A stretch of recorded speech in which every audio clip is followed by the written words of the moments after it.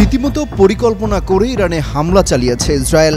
বলা হচ্ছে শতাধিক যুদ্ধ বিমানের বহর নিয়ে পরমাণু কেন্দ্র এমনকি সামরিক স্থাপনায় হামলা চালিয়ে তেহরানের বুকে কাঁপন ধরিয়ে দেয় তেল আবিব।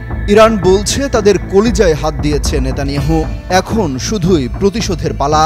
এই হামলার কয়েক ঘন্টার মধ্যে ইসরায়েলে পাল্টা হামলা শুরু করে দিয়েছে ইরান।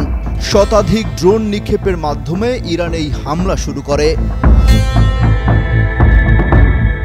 হামলা এবং পাল্টা হামলার এই উত্তেজনার মধ্যে ইসরায়েলে জারি করা হয়েছে জরুরি অবস্থা।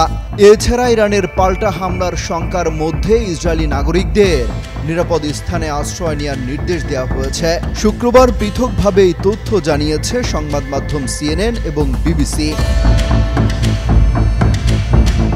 আন্তর্জাতিক গণমাধ্যমগুলো বলছে ইরানে হামলার পরপরই নিজ দেশে জরুরি অবস্থা জারি করেছে ইসরায়েলি সরকার।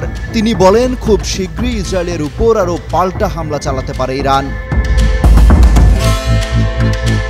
নেতানিয়াহু বাহিনী যখন ইরানের উপর হামলা চালায় তখন ইসরায়েলের মানুষ ঘুমিয়েছিলেন। জেরুজালেমে অবস্থানরত একজন বিবিসির সংবাদদাতা জানিয়েছেন সাইরেনের বিকট শব্দ এবং মোবাইলে জরুরি সতর্কবার্তা পেয়ে তারা সবাই জেগে ওঠেন। অন্যদিকে CNN বলছে শুক্রবার ভোরে ইরানে হামলা চালানোর পর সম্ভাব্য প্রতিশোধমূলক আক্রমণের শঙ্কায় ইসরায়েল সরকার তার নাগরিকদের সতর্ক থাকার নির্দেশ দেয় এবং নিরাপদ আশ্রয়ে চলে যাওয়ার আহ্বান জানায়। সাথে সাথে সবাই ছুটে নিরাপদ আশ্রয়ে যাওয়ার চেষ্টা করে।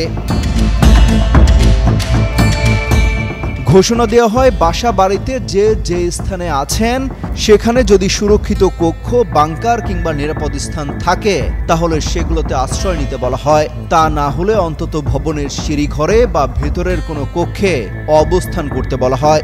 ইসরায়েলের প্রতিরক্ষা বাহিনী ও সরকার আগেই মনে করেছিল ইরানের পাল্টা হামলা যে কোনো সময় শুরু হতে পারে, তাই নাগরিকদের জন্য আগামী নির্দেশনা জারি করা হয়।